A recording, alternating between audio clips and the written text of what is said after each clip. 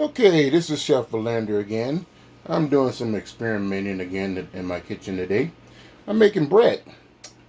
These some rolls that I made, and got this really nice mixer here. Let me see if I can pan over. Show you that I got this mixer. Ah, boy, sticks like I don't know what. Let me grab it. Okay, here we go. Okay, I don't know if you can see that thing, but this is a mixer that I just got. It's a I don't know, you call it SenseCore or something. But it's a pretty decent mixer. It does the job. You can make smaller batches, which is good too. And it does everything. It's got a hook, a wand, and a whisk. So it can do pretty much everything you need to do. Okay, I am experimenting as always in the kitchen. I call myself trying to perfect the recipe. I don't know if you can see this recipe. Let me see if I can get it closer. Because this is like so out of focus. Okay, let me see if I can move that and put this thing down so you can see a picture of the recipe. Wish I could zoom in on this thing. Can you guys see this? I hope you can. Let me see if I can get it even closer. I don't want to be shaking the thing up, but it's shaking. Okay, this is bread that I made on it. This is the day is I believe what's the day? The 9th of August 2020. This is Chef Valander speaking. Okay, this is a 2-cup recipe, but I made a 1-cup recipe. So basically, this 2-cup recipe you're looking at, you just basically cut it in half, and you can get 1 cup. But you gotta also make sure you got a mixer or something that can deal with just 1 cup. I wouldn't recommend doing this by hand because it's a lot of exercise. You're gonna have a real muscular arm if you do.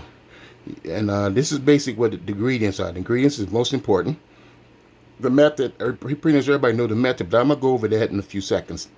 Okay, you start out with 2 cups of bread flour, now not all-purpose flour, bread flour. Then you put in 1/3 teaspoon of salt, 2 teaspoons of sugar, 1 tablespoon of butter. Now I found that you don't have to even put the butter in there if you don't want to, but if you want to, you can. And then 1 cup of milk, and then a half a teaspoon of yeast.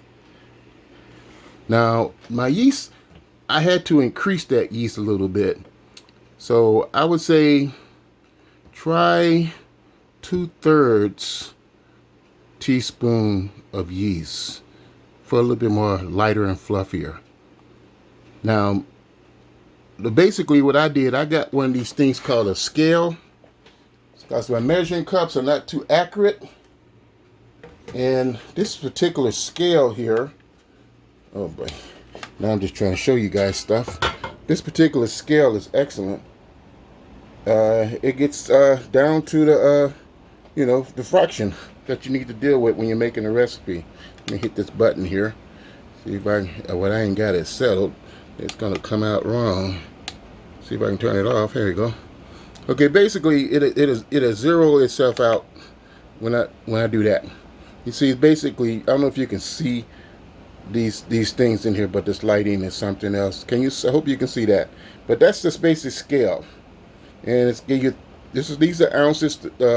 These are pounds, ounces, and then fractions of an ounce. And so when I cut the recipe in half, I did a little bit of different stuff. And I basically used 1 cup of flour. Then I used an eighth of a teaspoon of salt. Then I used a teaspoon of sugar. Then I used a teaspoon of butter. Then I used a half a cup of warm milk. Just microwave it for like 22 seconds or something in the microwave, bring up the temperature. And then basically, if you use a scale, you can use 3 ounces, 0.2. So 3.2 ounces. So 3 ounces, 0.2. That's like 2/10 of an ounce. That'll be a good liquid measurement, because that liquid measurement is very particular. if you want a certain effect. And then I put a third teaspoon of yeast. I didn't put a half teaspoon. I've been doing a half teaspoon, and I liked the results, so I increased it to third. So make that a third teaspoon of yeast. Now you're going to mix this on this particular mixer right here. I don't know if you can see this mixer, but this particular mixer right here, you're going to mix it. And you're going to mix it for at least 17 minutes.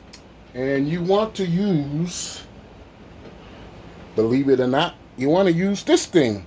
This thing is called a wand. It's a wand. They come in different stations, but they're basically a wand. Now, with a wand, you got to make sure you know your liquid measurements. Because if you don't know your liquid measurements, you're going to break this thing. And you attach it on there, of course. And then you mix it up for at least 17 minutes. You will see the dough will start cleaning from the sides of the bowl. And then when you finally see the bottom, where it starts to get off the bottom and it's kind of shiny on the bottom, that means the dough is finished mixing. And that's basically it. Now, once you get that done, you're going to basically scrape the bowl down, clean it up a little bit, let it stay in the bowl, cover the bowl with some kind of a cloth, and let it sit there for a good hour. And then after an hour, you're going to use one of these things. Where did I put it? Oh, here it is. You're going to use one of these things. It's called like a little plastic scraper. It's got like a round shape, and then it's got like some kind of smooth edge in it. It's got a flat edge there. And you scrape the bowl down, clean up the dough in there. And it's a good thing to have. It's called a spatula, or some people call it a scraper. So that's what you would need also. But then basically what you do is, once you let it sit for an hour, you come back after an hour, you lightly flour your board, if you got a board, or a countertop, whichever one you have. You lightly flour it, and then you pull the dough out of the mixer. When you pull the dough out the mixer, it's going to be kind of sticky and kind of wet, just a little bit. So you don't really need to touch the dough if you don't want to, but if you did, it'll come off your finger anyway. You just tap it and it'll come off your finger. But it's going to be a little bit more, so it has to be that consistency. I couldn't get around it. And then you put it on the board. Then you take a little bit of flour and you put a little bit of flour on top. And you just gently move the flour around. Take the back edge of this and scrape around the dough and bring it together gently. And then once you got it covered in flour, put like a paper towel or something over it and just let it sit there for about a good 10-15 minutes.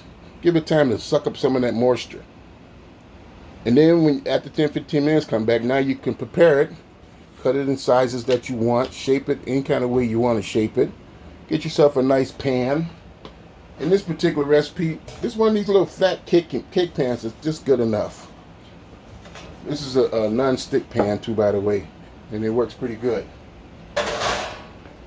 And then once you got that done, you got it in the pan, you're going to cover it again with either a paper towel or some kind of a towel. Just cover the pan, let it proof for about 40-some minutes. After 40-some minutes, you can check it if you want to. It'll been arisen a little bit. Now you want to turn your oven on to 475. Now you got to definitely use a timer. Timer is the best thing. You got to have one of these things called a timer. You got to get one of these, and that way you ain't got to worry about counting minutes and looking at clocks. And you turn your oven at 475 at least, and you let the oven warm up. My oven will warm up in around about 22 minutes. So I set it for 22 minutes and let it warm up. Then I still got my pan covered and my dough covered. I put it on top of the stove. And then in 22 minutes when this thing goes off, then I take it, uncover the pan, and then I put it in the oven at the top rack and let it bake. Now this is what happened at 475. Now, I don't know if you can see, but I'm going to try to get this in here best way I can. This is the bread. Now I want you to look at this texture as I tear it apart. Look at this texture. Look how soft that is. I don't know, can you see that? Look how soft that is. See how soft that is? See how it just springs right back up? That's what you want. Now you can make rolls, you can make biscuits, you can make hamburger buns. I hate doing that way. Let's see if I can find something else here. I got this little serrated knife. I'm gonna cut it.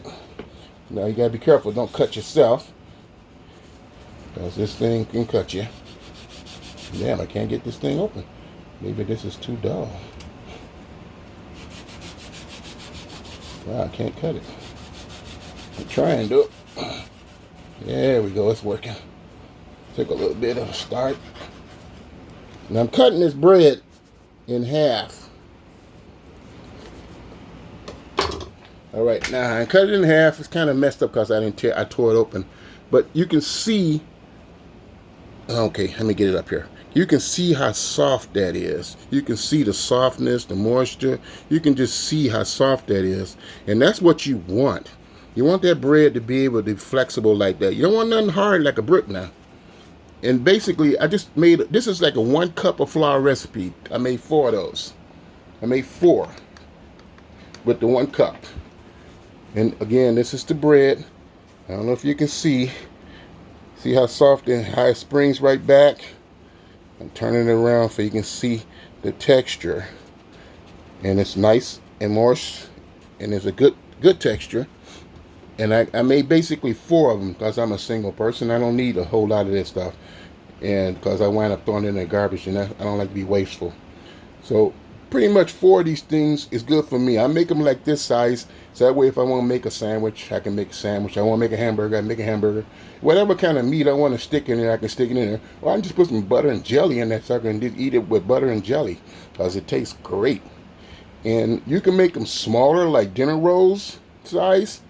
This is a dinner roll recipe too, by the way. So you want to do dinner rolls, you can do dinner roll size. Put them all together in the pan, let them rise. And like Hawaiian bread or something like that, same thing. And you're going to love it. And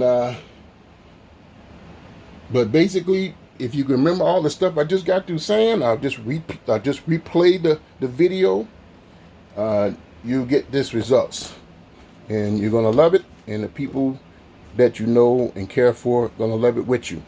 So I think that should conclude. But if you have any more questions, you got to give me a polite comment, ask me about certain things, and if I know the answer, I try to answer it the best way I can. Again, this is Chef Valander telling you to be well and live long and prosper again, as the Star Trek guy says. And I'm signing out.